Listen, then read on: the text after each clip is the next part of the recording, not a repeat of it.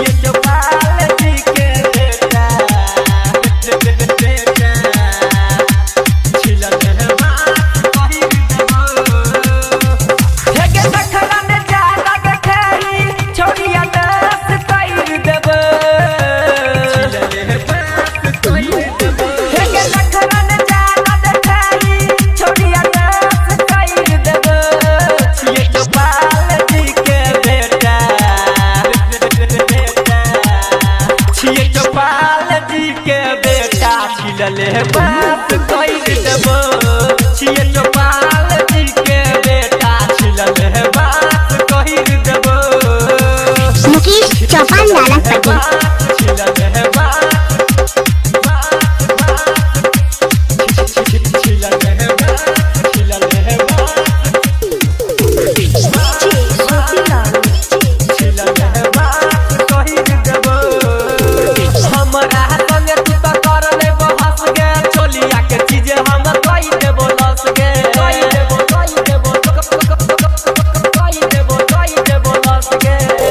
हमरा संगे तू त कर ले बहस गे चोलिया के चीजे हम कही देबो लस गे चरहल छोरू जवानिया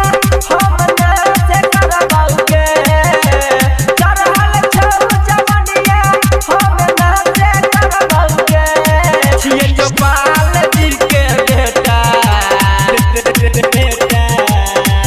ये चौपाल जी के बेटा छिलल है बात कही देबो ये चौपाल जी के बेटा छिलल है बात कही देबो छिलल है बात छिलल है बात छिलल है बात छिलल है बात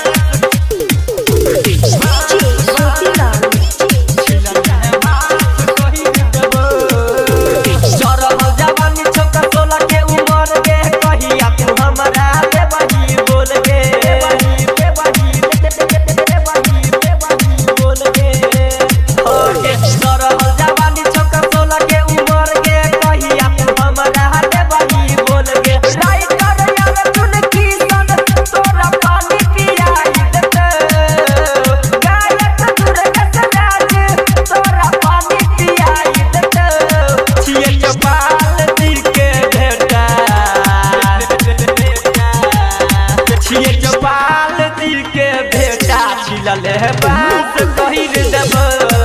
ये चौपाल जी के बेटा छिलल है बात कही देबो मुकेश चौपाल लाला पटेल